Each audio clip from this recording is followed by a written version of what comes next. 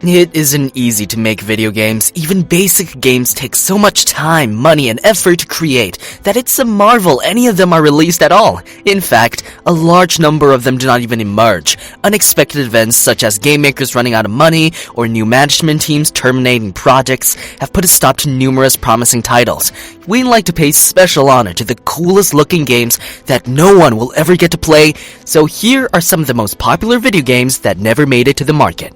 Number 5. Rockstar's Agent. Agent was an ongoing and fairly high-profile project Sony XX continued to face questions about for years before the news dried up in the early 2010s.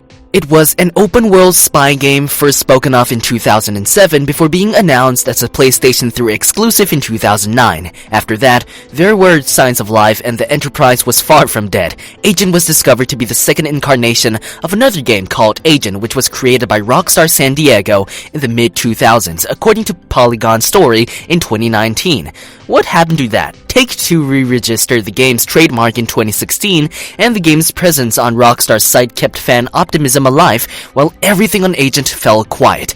However, the publisher let it lapse in late 2018, thus ending Agent's career before today's revelation put an end to any last hopes. Over the years, there have been different leaks of concept art and certain in-game environments, but a common thread among those who worked on the project was that everything had been incorporated into the broader project that was Grand Theft Auto 5 at some time in the 2010s, so even if you'll never play Agent, you've probably already completed a few missions and utilized some of the gears designed for it in Grand Theft Auto. Number 4. Project Ragtag. Project Ragtag was supposed to focus on the military side of the wider Star Wars saga, similar to what Rogue One, a Star Wars story, did. The main character, a ragtag rebel taking a stand against the Galactic Empire, was described by the developers as being quite similar to the legendary Robin Hood. The action would be shown from a third-person perspective, with great production standards and grandiose cinematic flair that fans of the Star Wars brand have come to expect.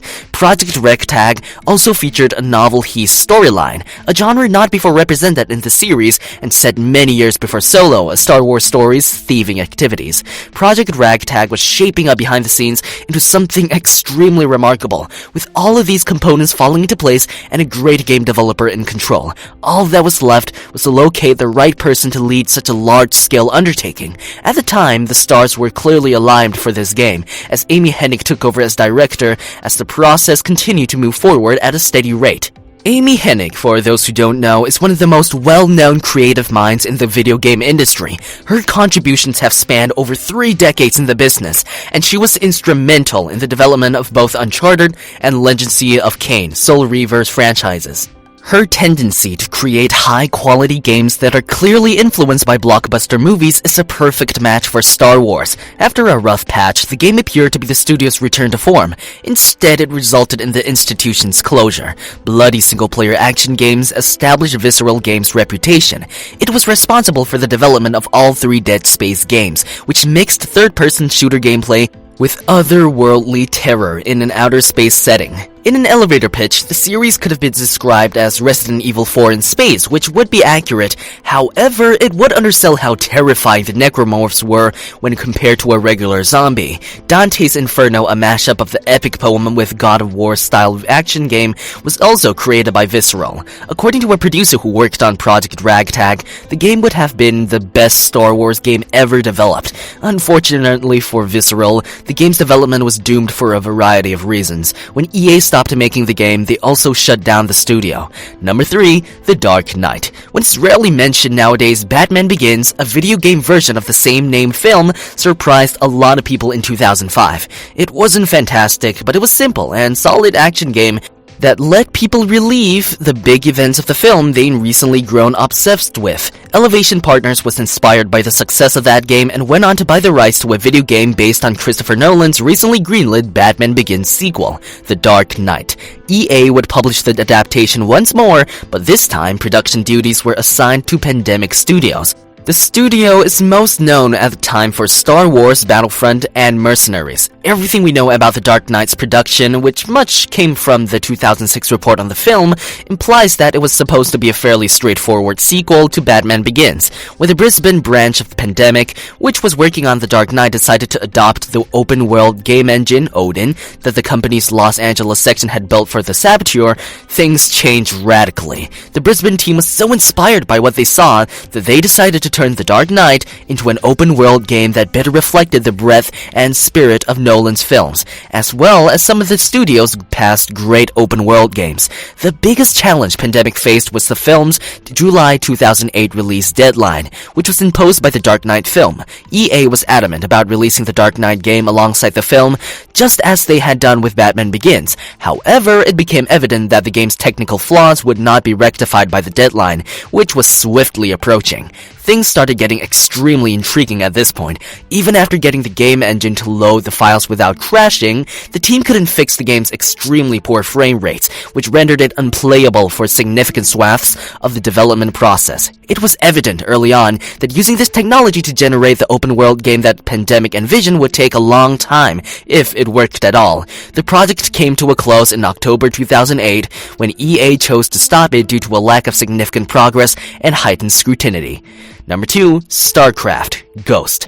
The cancellation of StarCraft Ghost by Blizzard is one of the most well-known video game cancellations. StarCraft Ghost was supposed to be a third-person stealth action game in the spirit of Metal Gear Solid and Splinter Cell, but continuous changes in focus resulted in a sloppy production cycle, leading to Blizzard's decision to abandon the project. Blizzard had entrusted StarCraft Ghost and the StarCraft license to a small development studio called Nihilistic Software, now Instigate Games, which was co-founded by former LucasArts devs prior to the game's 2002 announcement.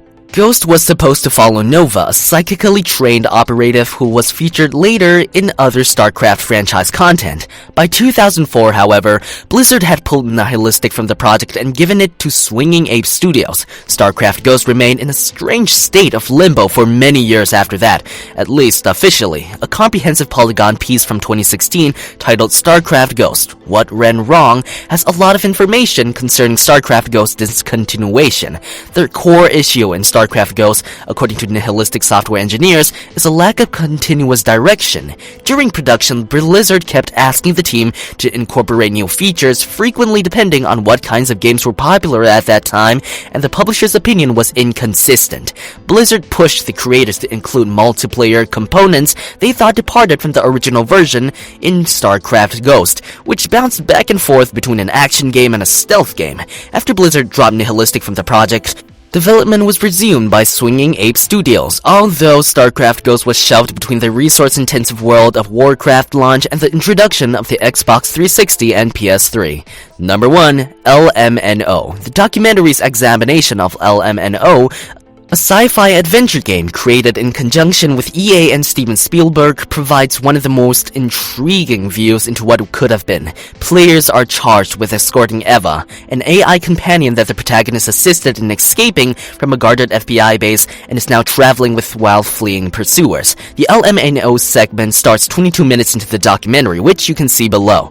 According to Arcane, the game prioritized hand-to-hand fighting and parkour, and Eva's advanced AI and complex facial expressions were groundbreaking at the time. The gameplay gives a good idea of what the game was aiming for, with the two characters hiding from the cops at a rundown truck stop.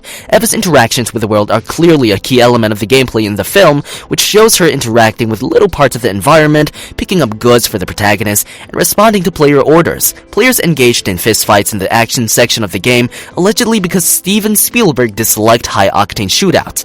Aside from that, it appears they were able to pick locks, climb to viewing spots, and evade suspicion in public places. Overall, it appears that gamers were missing out on something truly special, with LMNO pushing the limits of what games could do at the time. Whether it was the game's settings, characters, or general adventure-based tone, it appeared to be a truly authentic Spielbergian experience. And that's a wrap for today's video. Do let us know your thoughts in the comment section below. Until next time.